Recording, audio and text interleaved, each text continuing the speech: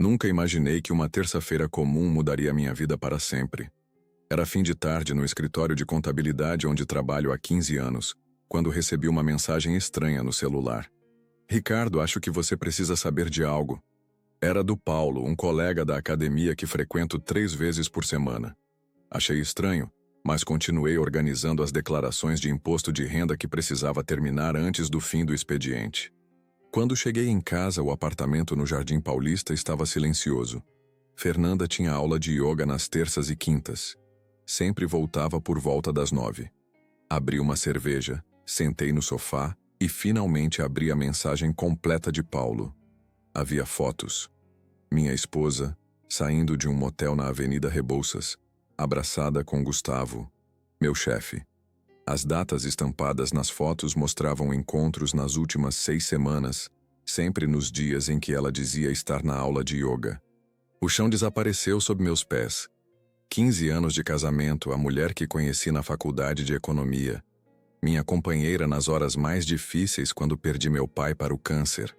A mesma que jurou lealdade diante de nossas famílias no altar da Igreja Nossa Senhora do Brasil. Não quebrei nada, não gritei, não derramei uma lágrima sequer. Algo dentro de mim congelou. Fiquei sentado, imóvel, enquanto o ventilador de teto girava lentamente acima da minha cabeça, marcando o tempo de uma vida que acabava de desmoronar. O barulho da chave na porta me despertou daquele transe. Guardei o celular no bolso e sorri quando Fernanda entrou carregando o tapete de yoga e uma sacola da padaria Bela Paulista. Trouxe aquele pão de queijo que você adora, ela disse, beijando meu rosto com naturalidade. O perfume caro que eu havia dado em seu aniversário misturava-se com outro cheiro que não era seu. Como não percebi isso antes? Obrigado, amor. Como foi a aula hoje? Perguntei, mantendo a voz firme. Cansativa. A Débora aumentou os exercícios de flexibilidade. A mentira saiu tão natural quanto o sorriso que ela me dava, enquanto guardava as chaves na mesinha de entrada. Jantamos juntos. Falamos sobre o dia, sobre a nova série que começamos a assistir, sobre a possibilidade de visitar seus pais em Campinas no próximo feriado. Eu sorria, concordava, perguntava detalhes sobre sua aula inexistente. Por dentro, algo se transformava. Cada palavra falsa que saía da boca dela solidificava minha determinação. Não seria uma vítima chorosa. Não cairia no papel do marido traído e humilhado que todos esperavam. Quando nos deitamos, ela se virou de costas como sempre fazia nos últimos meses. Boa noite, Ri, murmurou sonolenta. Fiquei acordado, olhando para o teto, planejando cada detalhe do que viria a seguir. Fernanda não fazia ideia, mas aquela noite marcou o início do fim. Não do fim barulhento que ela talvez esperasse se um dia fosse descoberta, mas de um fim silencioso e calculado que eu arquitetaria com a mesma paciência que dediquei a construir nosso patrimônio.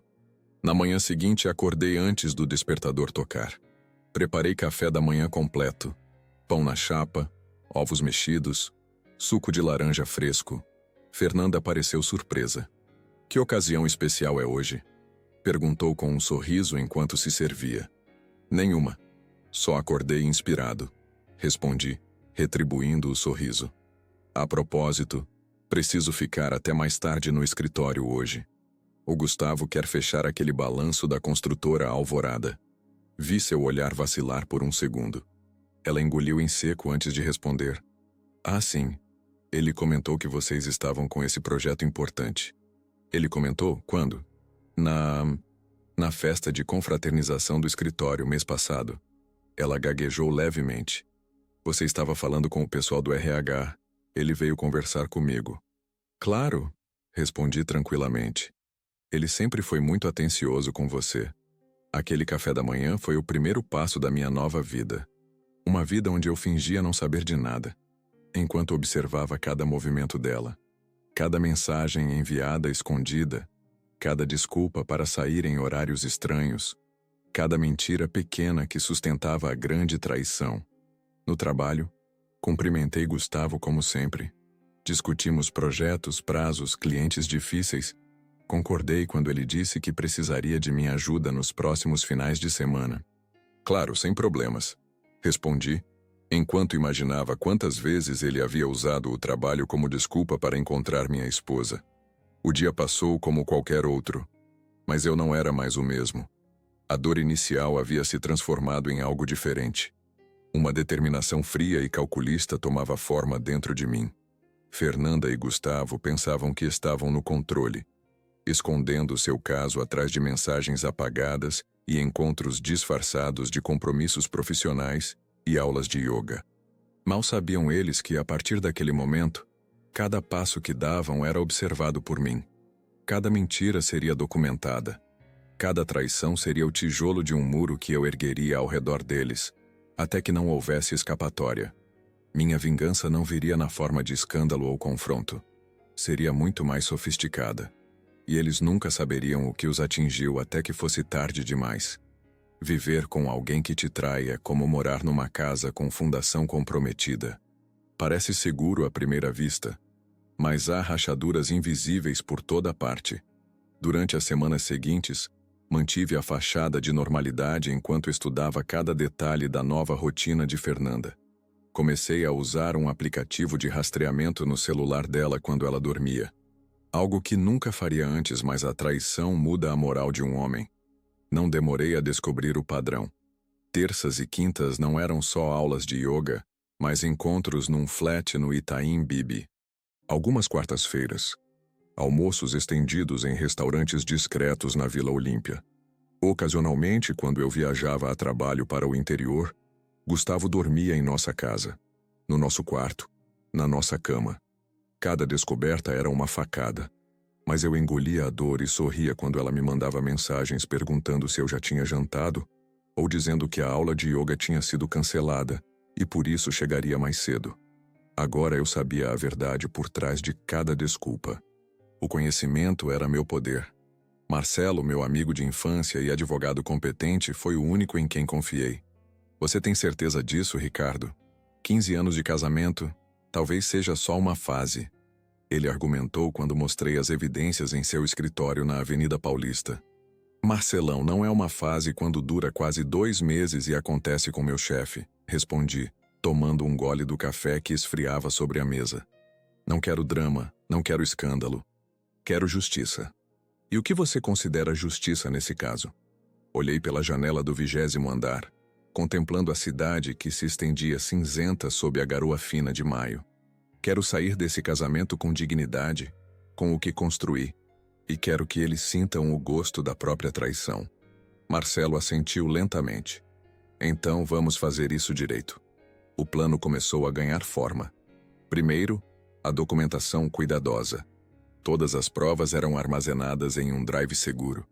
Fotos, registros de localização, capturas de tela de mensagens que consegui recuperar. Em seguida, o movimento financeiro. Abri uma conta em outro banco, para onde comecei a transferir parte do meu salário. Não era desvio de bens. Tudo seria declarado no momento certo. Mas precaução. No trabalho, passei a me destacar ainda mais. Assumi projetos importantes, aproximei-me dos outros sócios, tornei-me indispensável. Gustavo, em sua arrogância, nem percebeu que eu estava construindo minha rede de segurança. Ricardo, você tem estado impressionante, comentou Sônia, a sócia majoritária, depois de uma apresentação para um cliente importante. Estou pensando em te oferecer sociedade júnior no próximo trimestre. Agradeci com humildade, enquanto observava Gustavo pelo canto do olho. Seu sorriso forçado não escondia a preocupação. Ele sabia que eu estava me tornando valioso demais para ser descartado. Em casa, tornei-me o marido perfeito. Preparava jantares elaborados nos fins de semana. Sugeria passeios.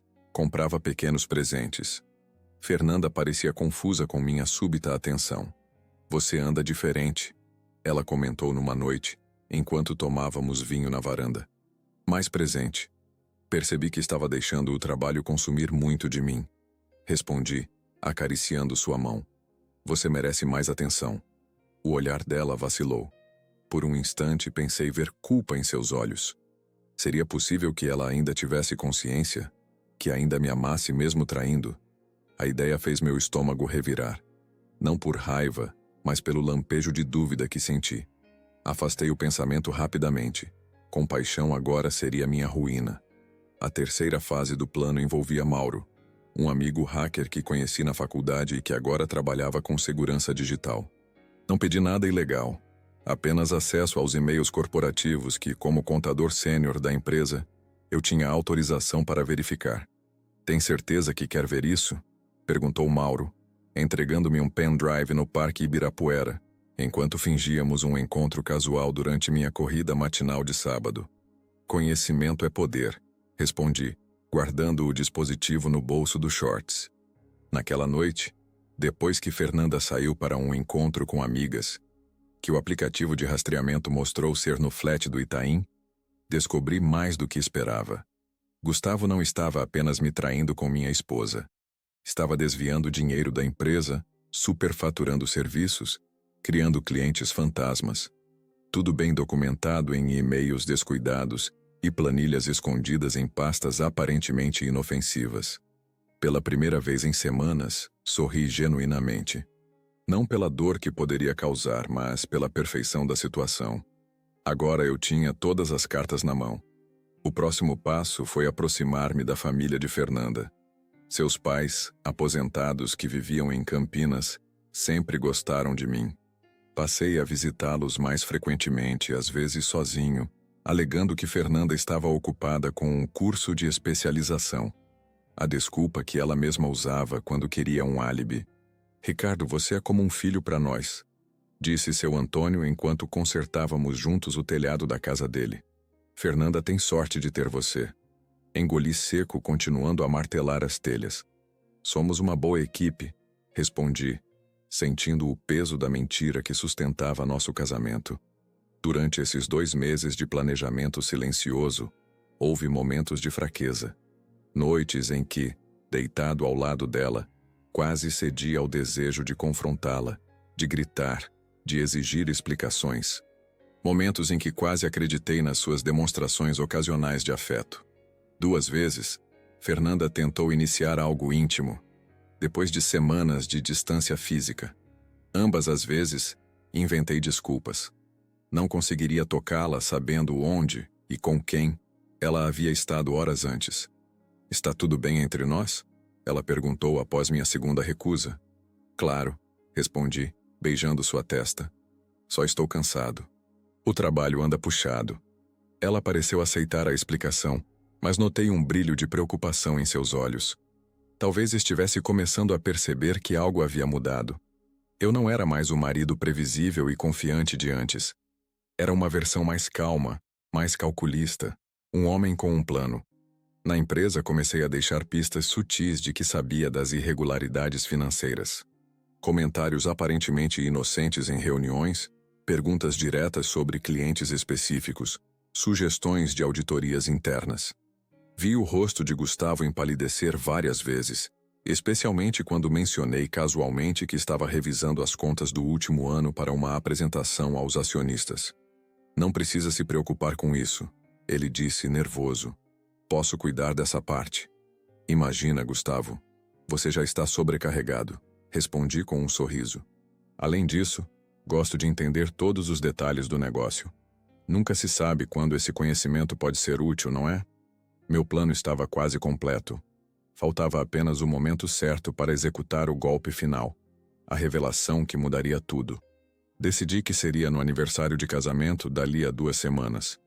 15 anos mereciam uma celebração inesquecível, e eu garantiria que seria exatamente isso. O relógio marcava exatamente 19h42, quando tudo começou a desmoronar para Fernanda e Gustavo. Eu estava no restaurante Fasano, um dos mais caros de São Paulo, sentado sozinho em uma mesa para 2, cercado por casais apaixonados e executivos em jantares de negócios. Nosso aniversário de casamento havia chegado. 15 anos que terminavam naquela noite fria de junho. Tinha reservado a mesa uma semana antes, pedido o melhor champanhe e instruído o maître a servir um buquê de rosas vermelhas quando minha esposa chegasse. Ela não sabia que eu a esperava ali. Acreditava que eu estava em Curitiba fechando um contrato importante. Na verdade, eu estava prestes a fechar um ciclo. Peguei o celular e enviei uma mensagem para Fernanda. "Surpresa! Estou no Fasano para comemorarmos nosso aniversário. A mesa está reservada para 20 horas. Te amo. Sabia o que aconteceria a seguir. Fernanda estava no flat com Gustavo. O aplicativo de rastreamento mostrava sua localização exata. Ela ficaria em pânico, inventaria uma desculpa para sair, diria que tinha esquecido completamente da data. Ele provavelmente ficaria irritado com a interrupção. O celular vibrou. Meu amor, que surpresa incrível! Tinha esquecido completamente. Estou saindo do yoga agora, chego em 30 minutos, me espera. Sorri, tomando um gole de uísque. Ela nunca desconfiou que eu sabia de cada movimento, cada mentira. Enquanto aguardava, enviei um e-mail programado para Sônia e os outros sócios da empresa. O assunto era simples. Irregularidades financeiras. Documentação anexa. Nos anexos, todas as provas de fraude fiscal e desvio de dinheiro cometidos por Gustavo nos últimos 3 anos. Evidências que eu havia coletado pacientemente, documentando cada centavo desviado, cada nota superfaturada. O e-mail seria entregue exatamente às 20h15, quando eu calculava que Fernanda já teria chegado ao restaurante. Timing perfeito. Às 20h10, Fernanda apareceu, ofegante e sorridente. Usava um vestido preto que eu havia dado a ela no Natal passado. O cabelo estava levemente desalinhado, provavelmente pela pressa em se arrumar e sair do flat. Você é louco, ela disse, inclinando-se para me beijar. Como conseguiu voltar de Curitiba tão rápido? Na verdade, nunca fui para Curitiba. Respondi calmamente, puxando a cadeira para ela. Achei que nosso aniversário merecia uma comemoração especial. Ela pareceu momentaneamente confusa, mas logo se recompôs. O champanhe foi servido. Fizemos um brinde aos 15 anos. 15 anos de construção, de memórias, de planos e de mentiras, pelo menos nos últimos meses. Tenho um presente para você, anunciei, entregando-lhe um envelope. O que é isso? Ela perguntou curiosa. Abra. Dentro do envelope havia uma passagem de avião para Paris. Sonho antigo de Fernanda, com data para dali a 2 semanas. Seus olhos brilharam. Ricardo, isso é maravilhoso, mas é só uma passagem? Sim, respondi. É só para você. O sorriso dela congelou. Como assim? Você não vai? Nesse momento, meu celular vibrou. Era uma mensagem de Sônia. Ricardo, precisamos conversar urgentemente sobre o que você enviou. Estou chocada. Fernanda, comecei colocando o celular de lado. Nos últimos 15 anos, construí uma vida ao seu lado. Acreditei que tínhamos um casamento sólido, baseado em confiança e respeito. Ela engoliu em seco, os dedos apertando nervosamente o guardanapo de linho. Mas descobri há alguns meses que você e Gustavo têm um caso. O rosto dela empalideceu. Abriu a boca para falar, mas levantei a mão, pedindo silêncio. Não me interrompa, por favor. Sei de tudo.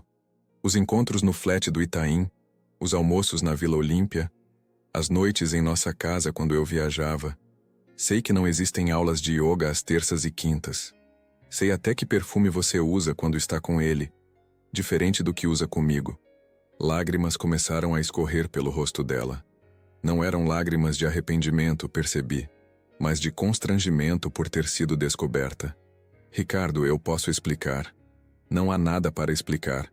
Continuei mantendo a voz baixa e controlada. Não queria fazer uma cena. Entendo que sentimentos mudam, que pessoas se afastam. O que não aceito é a traição, a mentira contínua, a humilhação de ser enganado dentro da minha própria casa, com meu próprio chefe. Meu celular vibrava incessantemente agora.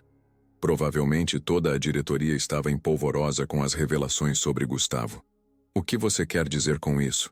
Ela perguntou, a voz trêmula. Estou me divorciando de você, Fernanda. A passagem para Paris é um presente de despedida. Quando você voltar, eu já terei saído do apartamento. Pode ficar com ele, aliás. Comprei um lugar novo. Isso é loucura.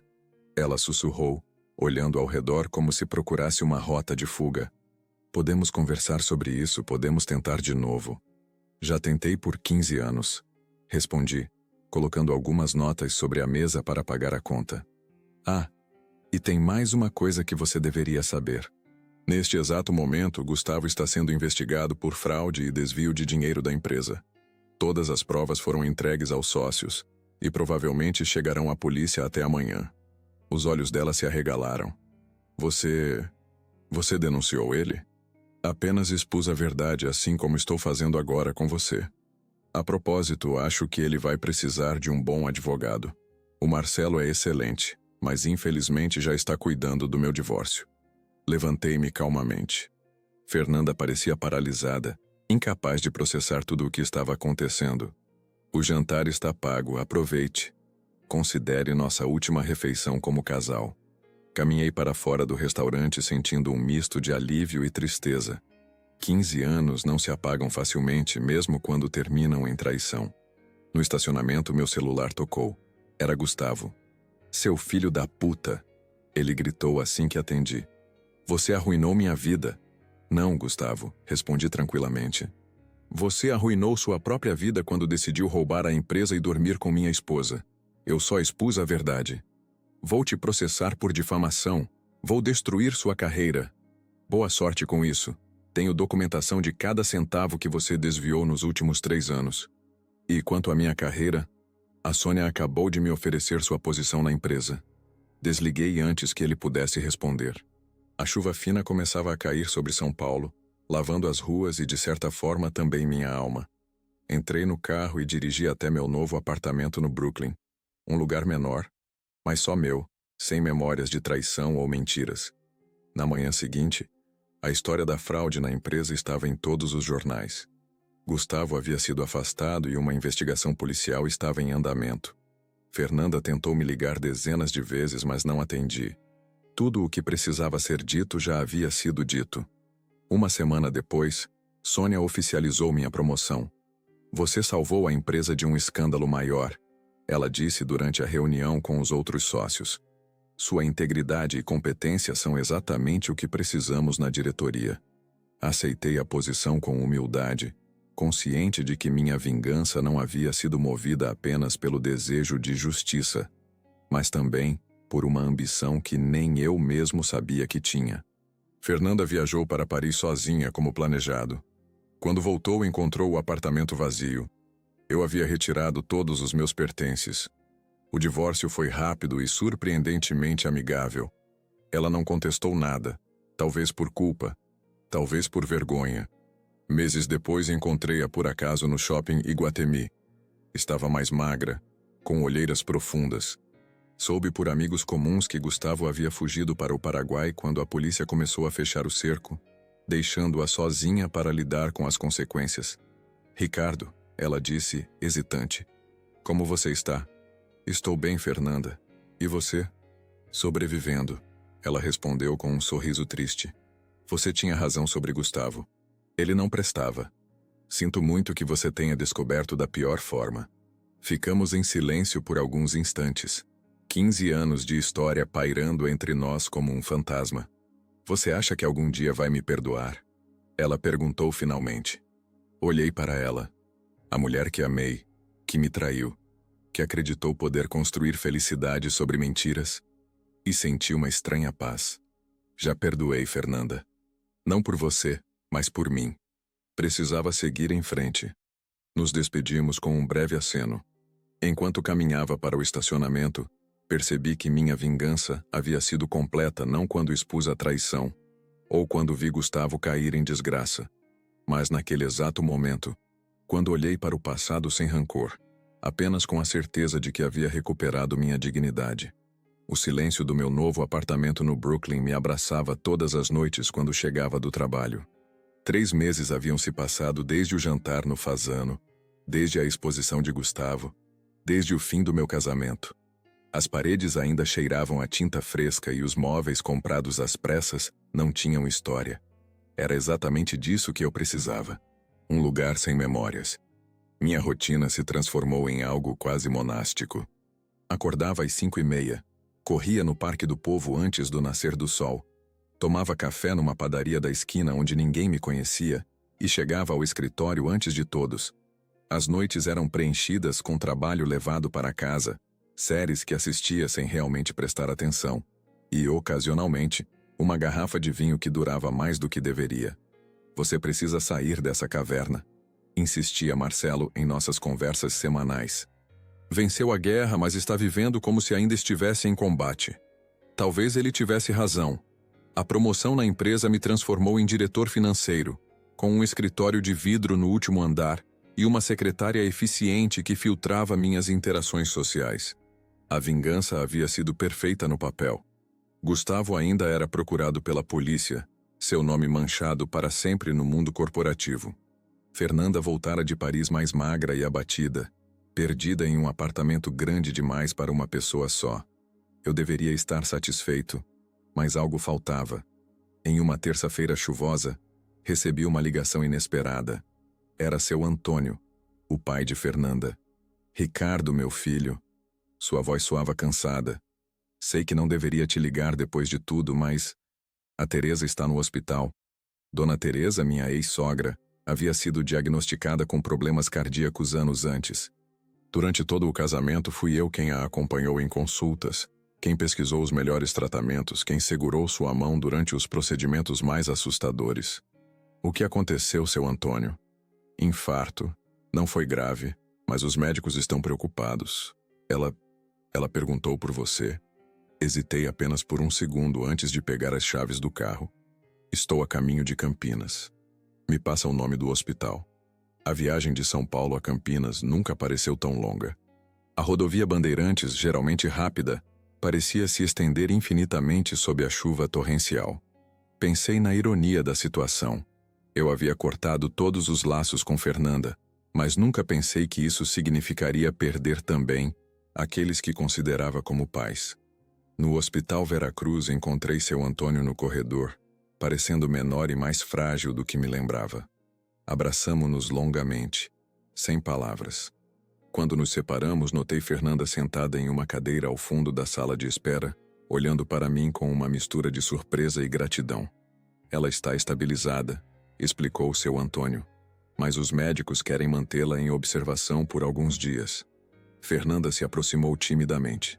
Obrigada por vir, Ricardo. Não esperava. Sua mãe é importante para mim, interrompi, mantendo a voz neutra. Sempre será, independentemente do que aconteceu entre nós. Passei a tarde no hospital ajudando com a papelada, conversando com médicos, funções que costumava desempenhar como genro. Quando finalmente pude ver Dona Teresa, seu rosto iluminou-se com um sorriso fraco. Meu filho, ela sussurrou apertando minha mão. Sabia que você viria. Claro que vim. Respondi engolindo o nó na garganta. A senhora acha que se livra de mim assim tão fácil? Ela riu, depois tossiu um pouco. Sempre foi o filho que nunca tive. Essa situação com a Fernanda não muda isso. Conversamos por alguns minutos, evitando assuntos difíceis.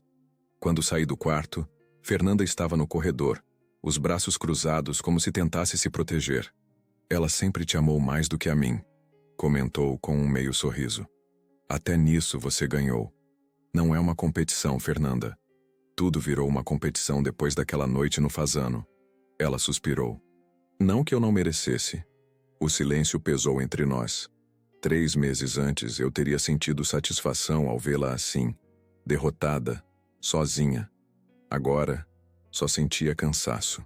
Como vai o trabalho? Perguntei, mudando de assunto. Estou dando aulas de português para estrangeiros em uma escola de idiomas, ela respondeu. O salário não é como no banco, mas... Estou recomeçando. Fernanda havia sido gerente de contas em um grande banco antes de pedir demissão 2 anos atrás, alegando estresse. Agora entendo que foi quando começou a se afastar. Quando nosso casamento começou a desmoronar sem que eu percebesse. Você sempre teve jeito para idiomas, comentei, lembrando-me de como ela falava francês fluentemente, sonhando com Paris desde a faculdade. Paris, para onde eu a havia mandado sozinha como o último ato do nosso casamento. Ricardo, ela hesitou. Você soube do Gustavo? Balancei a cabeça. Não queria falar sobre ele. Ele foi preso na semana passada tentando entrar na Argentina com documentos falsos. A notícia deveria ter me dado alguma satisfação, mas só senti um vazio. Minha vingança estava completa. Mas o que isso significava agora? Voltei a São Paulo naquela noite, prometendo a seu Antônio que retornaria no fim de semana. Durante a viagem, pela primeira vez em meses, permiti que as memórias fluíssem. Não apenas as ruins, as da traição, mas as boas também. 15 anos não são feitos apenas de mentiras. Houve amor verdadeiro, houve cumplicidade, houve planos e sonhos compartilhados. No escritório, nos dias seguintes, meus colegas notaram a mudança. Você parece diferente, comentou Sônia durante uma reunião. Mas, presente. Era verdade. A visita ao hospital havia me despertado de um transe. Por meses vivi em automático, executando tarefas, respirando, comendo, dormindo, mas sem realmente viver. A raiva e a mágoa haviam me mantido funcionando, mas agora precisava encontrar algo mais. No sábado, voltei a Campinas como prometido. Dona Teresa estava melhor, sentada na cama do hospital, reclamando da comida e do controle remoto que não funcionava direito, sinais claros de recuperação. Seu Antônio parecia anos mais jovem, o alívio estampado em suas rugas. Ela vai ter alta amanhã, ele me informou alegremente. Os médicos dizem que foi menos grave do que parecia.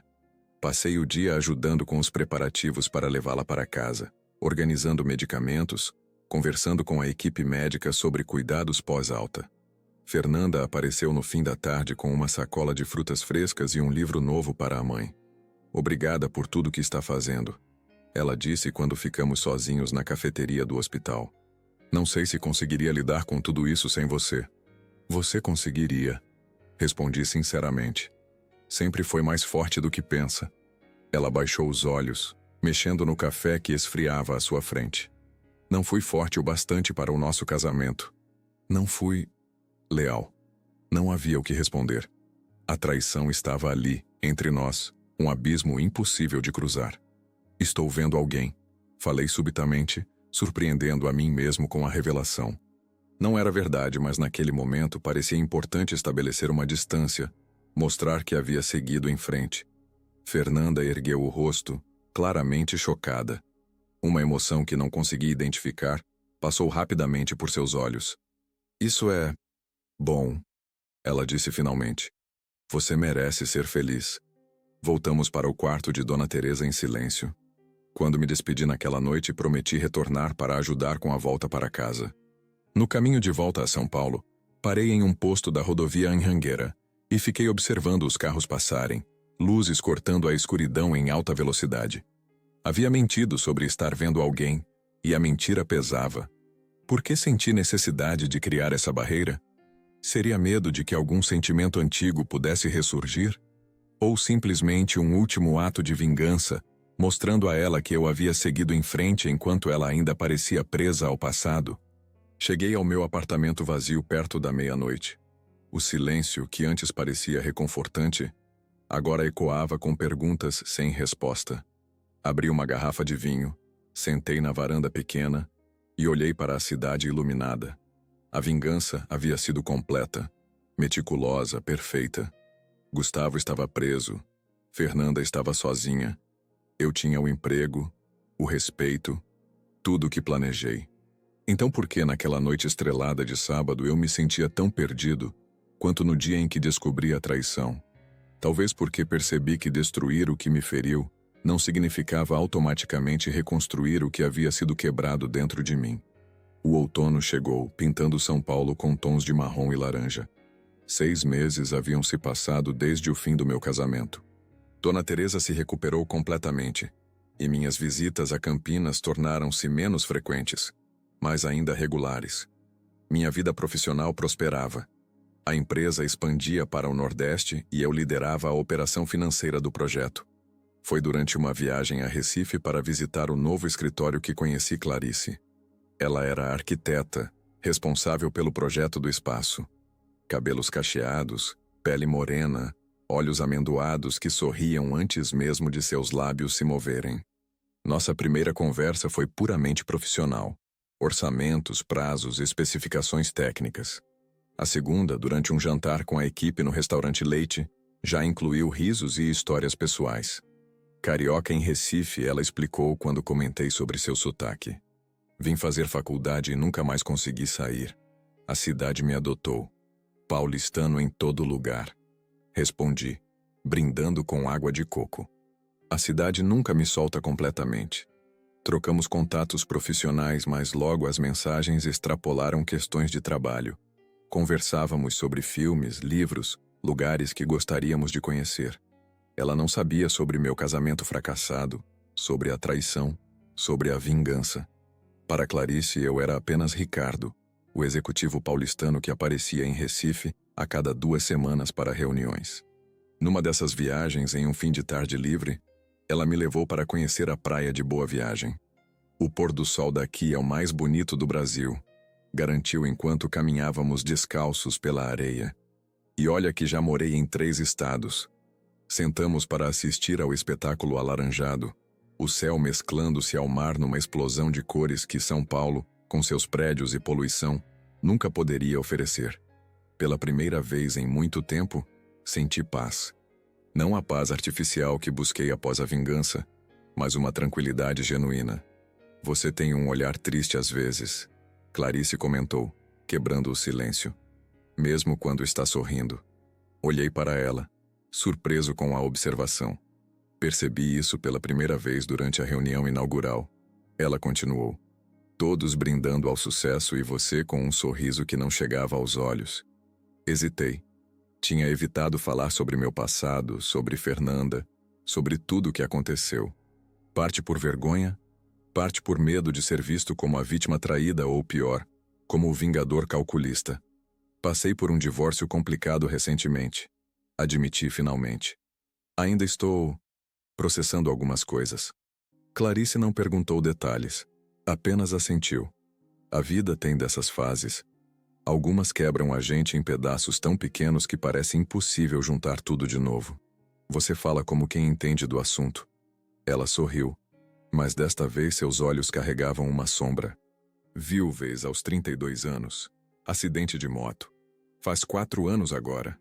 O silêncio que se seguiu não foi desconfortável. Havia uma compreensão mútua, um reconhecimento de dores diferentes, mas igualmente profundas. Quando o sol finalmente desapareceu no horizonte, tínhamos criado uma conexão que ia além da atração física que já existia entre nós. Jantamos num pequeno restaurante à beira-mar, conversando sobre tudo e nada ao mesmo tempo. No táxi voltando para o hotel, nossos dedos se encontraram no assento entre nós.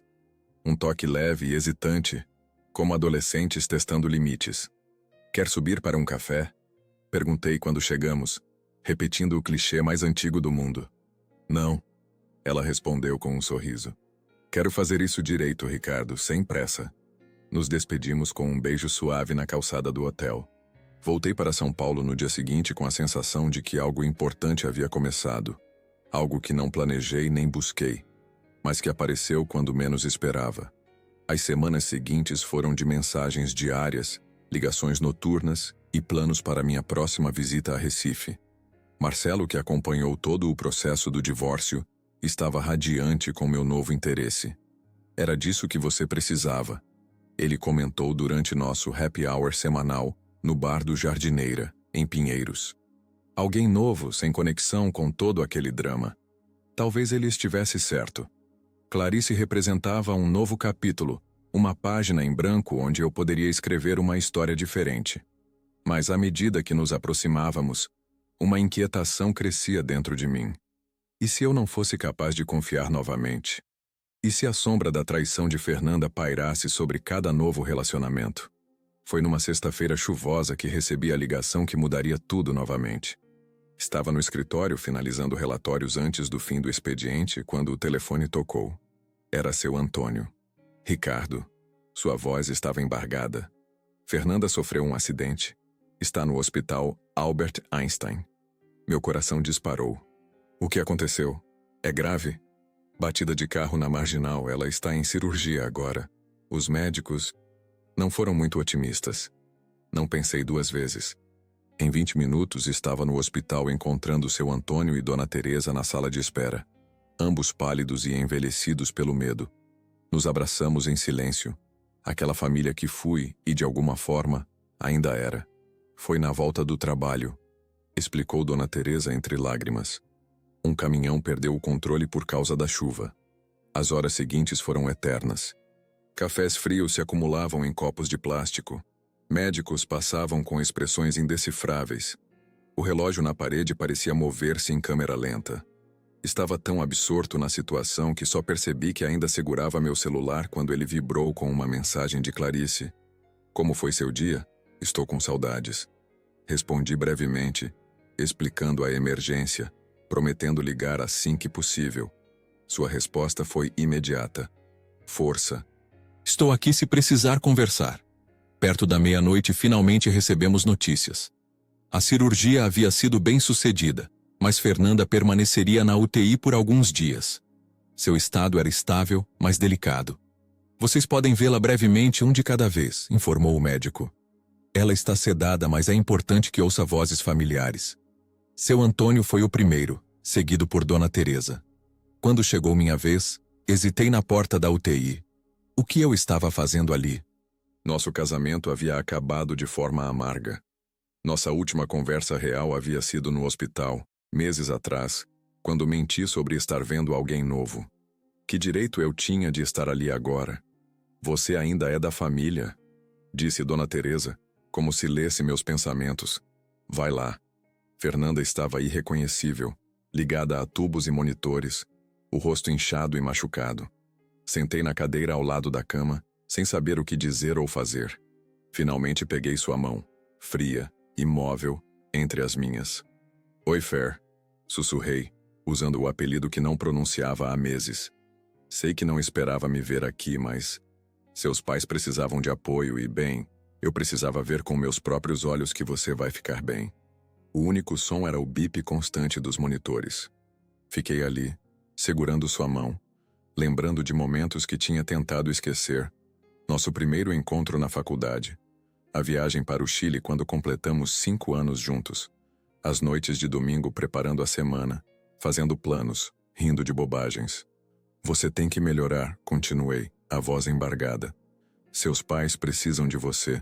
E acredite ou não, eu também preciso saber que você está bem. Não posso ter você na minha vida, mas preciso que você esteja no mundo. Antes de sair, deixei um beijo suave em sua testa. Um gesto de despedida, não de reconciliação. No corredor, encontrei seu Antônio e Dona Teresa abraçados, exaustos e assustados. Vão para casa descansar, sugeri. Ficarei aqui esta noite. Eles protestaram inicialmente, mas a exaustão venceu. Prometi ligar imediatamente se houvesse qualquer mudança. Passei a noite na sala de espera, trabalhando remotamente, conversando ocasionalmente com as enfermeiras que entravam e saíam da UTI. Pela manhã, Fernanda mostrava sinais de melhora. Seu Antônio e Dona Teresa retornaram, mais descansados, trazendo roupas limpas e café decente para mim. Você é um bom homem, Ricardo, disse seu Antônio apertando meu ombro. Sempre foi. Não sei sobre isso, respondi honestamente. Fiz coisas das quais não me orgulho. Todos nós. Ele suspirou. O importante é reconhecer e seguir em frente. Voltei para casa para tomar banho e trocar de roupa. Enquanto o água quente caía sobre meus ombros cansados, meu celular tocou. Era Clarice. Como ela está? Perguntou, a preocupação evidente em sua voz. Melhor, fora de perigo agora. E como você está? A pergunta me pegou desprevenido. Confuso, admiti. Não esperava sentir tanto. É natural. Vocês têm história. Isso complica as coisas entre nós? Houve uma pausa do outro lado da linha. Só se você deixar, ela respondeu finalmente. Acho que precisamos conversar pessoalmente quando você estiver pronto. Concordei. Desligamos com promessas vagas de nos falarmos em breve. Voltei ao hospital, onde permaneci por mais algumas horas, antes de ser convencido por Dona Teresa a ir descansar de verdade. Nos dias seguintes, Fernanda continuou melhorando. Quando foi transferida para um quarto regular, finalmente recobrou a consciência completamente. Eu havia reduzido minhas visitas, deixando o espaço para sua família, mas seu Antônio insistiu que eu a visse pelo menos uma vez. Ela perguntou por você, ele explicou. Acho que tem algo a dizer. Entrei no quarto hesitante, sem saber o que esperar. Fernanda estava sentada na cama, o rosto ainda marcado pelo acidente, mas os olhos alertas e vivos, como eu me lembrava. Ricardo, ela disse, sua voz rouca pela intubação prolongada. Obrigada por estar aqui. Meus pais me contaram tudo. Não precisa agradecer, respondi mantendo distância. Qualquer um faria o mesmo. Não. Ela balançou a cabeça levemente. Não qualquer um. Não depois do que eu fiz. O silêncio pesou entre nós. Havia tanto a dizer e, ao mesmo tempo, nada mais a ser dito. Eu ouvi você, ela continuou. Na UTI. Achei que fosse um sonho, mas... Você realmente esteve lá, não é? Assenti, incapaz de confiar em minha própria voz naquele momento. Você disse que precisava que eu estivesse bem, mesmo não podendo me ter em sua vida. Ela engoliu em seco, lágrimas brilhando em seus olhos. E eu preciso que você saiba que entendo isso agora. Entendo o que destruí. Naquele momento, algo se desatou dentro de mim. Não era perdão. Algumas coisas vão além disso. Era aceitação. Aceitação de que o que tivemos foi real, mesmo que tenha terminado em dor. Aceitação de que nem eu nem ela éramos monstros ou santos, apenas pessoas imperfeitas que machucaram uma a outra. Eu conheci alguém. Contei, desta vez sem mentir. Em Recife. Fernanda sorriu fracamente. Fico feliz por você, Ricardo. Genuinamente. Quando saí do hospital naquele dia, senti como se um peso tivesse sido levantado dos meus ombros. Não havia mais raiva nem desejo de vingança, nem mesmo aquela satisfação amarga que senti quando executei meu plano. Havia apenas o reconhecimento de um capítulo encerrado e a possibilidade de começar outro. O avião pousou no Aeroporto Internacional do Recife numa tarde de dezembro, quando o verão nordestino já mostrava sua força. Através da janela, observei o céu intensamente azul, tão diferente do cinza paulistano que havia deixado para trás horas antes. Esta não era uma viagem de negócios. A expansão da empresa estava concluída, o novo escritório funcionando perfeitamente. Desta vez, vinha por motivos inteiramente pessoais. Clarice me esperava no desembarque, um vestido leve esvoaçando com o ar-condicionado do terminal, os cabelos cacheados presos em um coque despretensioso. Quando me viu, seu sorriso iluminou todo o saguão. Nos abraçamos longamente, como se estivéssemos nos reencontrando após anos, não apenas 3 semanas. Bem-vindo ao Recife de verdade, ela disse enquanto dirigia seu Jeep antigo pela cidade. Sem reuniões, sem planilhas, sem relatórios. Só você, eu e o mar. Passamos 5 dias mergulhados um no outro. Conheci o Recife de Clarice, não o dos cartões postais ou guias turísticos, mas o dos becos coloridos do bairro do Recife, das feiras de artesanato em Olinda, dos bares de jazz escondidos onde ela conhecia todos os músicos pelo nome. Conversamos sobre tudo. Sua infância no Rio, minha adolescência em São Paulo, seus sonhos de abrir o próprio escritório de arquitetura, minha paixão secreta por fotografia que havia abandonado há anos. Na quarta noite, sentados na varanda de seu apartamento em Boa Viagem, com vista para o mar, finalmente falei sobre Fernanda. Não apenas sobre a traição e a vingança, mas sobre tudo. Os 15 anos de história, os planos que fizemos, os momentos bons que precederam os ruins. Falei sobre o acidente, sobre meus sentimentos confusos, sobre o peso que finalmente havia começado a se dissipar. Não sei se algum dia vou confiar completamente de novo, confessei, olhando para o oceano que refletia as luzes da cidade. Tenho medo de que essa desconfiança esteja sempre lá, esperando para arruinar qualquer coisa boa que eu construa. Clarice ouviu tudo em silêncio, suas mãos envolvendo uma taça de vinho branco. Quando terminei, ela respirou fundo antes de falar. Depois que Pedro morreu, meu marido, o do acidente de moto, passei 2 anos achando que nunca mais seria capaz de me aproximar de alguém. Ela começou, a voz calma. Cada vez que conhecia alguém novo, meu cérebro imediatamente calculava todas as formas como aquela pessoa poderia desaparecer da minha vida. Um acidente, uma doença, uma simples mudança de cidade. Ela se levantou, apoiando-se na varanda, o vento noturno bagunçando seus cabelos soltos. Então percebi algo. Essa desconfiança, esse medo, era minha forma de tentar controlar o incontrolável. Como se, ao antecipar todas as possibilidades de perda, eu pudesse de alguma forma me proteger. Suas palavras ressoaram profundamente. Não era exatamente a mesma situação. Perder alguém para a morte é diferente de perder alguém para a traição, mas o medo subjacente era similar. O medo de se entregar novamente, de ficar vulnerável, de não perceber os sinais até que fosse tarde demais. Como você superou isso? Perguntei, juntando-me a ela na varanda. Clarice sorriu, seus olhos fixos no horizonte onde o céu encontrava o mar. Não superei completamente. Não acho que seja possível. Aquele medo ainda aparece às vezes quando estou deitada no escuro ou quando você pega um avião para voltar a São Paulo. Ela se virou para mim, tocando meu rosto suavemente.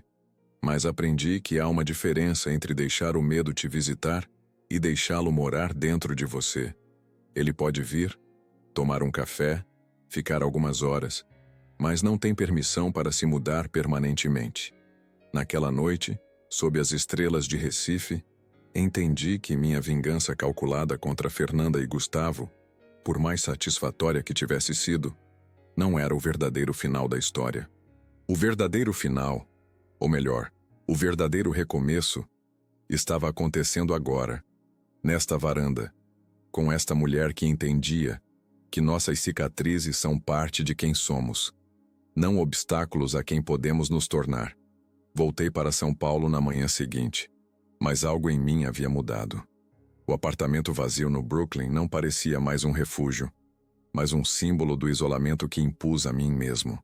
Nas semanas seguintes, comecei a fazer pequenas mudanças. Desembalei livros que haviam permanecido em caixas por quase um ano. Pendurei algumas fotografias, não do passado com Fernanda, mas novas, tiradas em Recife, captando a luz dourada do Nordeste e o sorriso de Clarice. No trabalho, Sônia notou a mudança. Finalmente vejo o Ricardo de verdade, não apenas o diretor financeiro. Ela comentou após uma reunião particularmente bem-sucedida com investidores. Minha relação com Clarice continuou, dividida entre visitas a Recife e suas vindas ocasionais a São Paulo. A distância, que inicialmente pareceu um obstáculo, tornou-se quase uma bênção. Nos forçava a comunicar, a planejar, a valorizar cada momento juntos.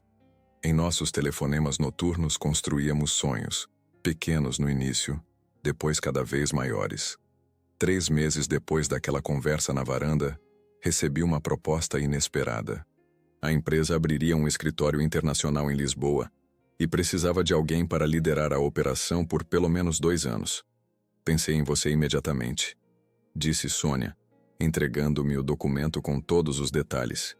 É uma oportunidade única, Ricardo. Mas entendo se não quiser deixar o Brasil agora.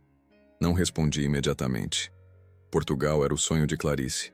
Ela havia mencionado várias vezes o desejo de conhecer Lisboa, talvez trabalhar lá temporariamente. Mas estávamos construindo algo delicado e novo. Uma mudança internacional poderia fortalecer ou destruir isso. Naquela noite, durante nossa chamada habitual, contei a Clarice sobre a proposta. Lisboa? Ela repetiu, a surpresa evidente em sua voz. Por quanto tempo? 2 anos no mínimo, começando em 3 meses. Houve um silêncio do outro lado da linha. Meu coração apertou, preparando-se para o começo do fim, para mais uma perda. Já conversamos sobre abrir meu próprio estúdio, ela disse finalmente. Talvez eu pudesse fazer isso em Lisboa, não em Recife. Mal consegui dormir naquela noite. A possibilidade que Clarice havia levantado era aterrorizante e emocionante ao mesmo tempo. Estaríamos recomeçando juntos, em um lugar onde nenhum de nós tinha história ou bagagem. Seria loucura ou exatamente o que ambos precisávamos? No meio daquelas reflexões, recebi uma mensagem inesperada. Era Fernanda, a primeira desde o acidente 3 meses antes. Soube por meu pai que você recebeu uma proposta para Portugal. Parabéns. Se alguém merece uma oportunidade assim, é você. Fiquei olhando para a tela do celular, surpreso não apenas pela mensagem, mas pela genuína ausência de amargura que senti ao lê-la. Respondi brevemente, agradecendo. Alguns minutos depois, ela enviou outra mensagem. Gustavo foi condenado a 8 anos ontem. Achei que você gostaria de saber. Olhei pela janela do meu apartamento, vendo as luzes de São Paulo brilharem na noite. Pensei no homem que fui, no calculista que planejou cada detalhe daquela vingança. Parecia uma vida inteira atrás. Gustavo na prisão. Fernanda reconstruindo sua vida. Eu potencialmente mudando para outro continente, com uma mulher que me mostrou que era possível confiar novamente. Como você está lidando com isso? Perguntei, surpreendendo a mim mesmo com a preocupação genuína. Um dia de cada vez, ela respondeu. Estou fazendo terapia, tentando entender por que fiz o que fiz, não apenas com você, mas comigo mesma. Desejei-lhe sinceramente boa sorte, sem ressentimentos. Quando desliguei o celular, senti como se o último fio que me prendia ao passado tivesse finalmente sido cortado. Na manhã seguinte, aceitei a proposta de Lisboa. Clarice e eu passamos as semanas seguintes planejando nossa mudança. Ela venderia seu apartamento em Recife, eu o meu em São Paulo. Começaríamos do zero, juntos, em uma cidade de luz dourada e ruas de pedra. Minha última parada antes de deixar o Brasil foi Campinas. Seu Antônio e Dona Teresa me receberam como sempre fizeram, com abraços apertados e café forte na mesa da cozinha. Então é isso, disse seu Antônio emocionado. Nosso menino vai para a Europa. Não é um adeus, garanti segurando a mão de Dona Teresa que tentava esconder as lágrimas. Vocês sempre serão minha família. Sempre terão um lugar para ficar em Lisboa.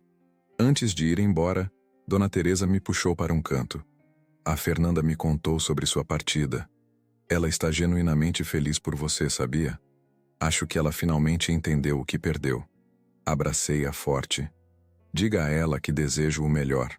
De verdade. No aeroporto de Guarulhos, enquanto Clarice e eu aguardávamos o embarque para Lisboa, pensei em tudo o que havia acontecido nos últimos 18 meses.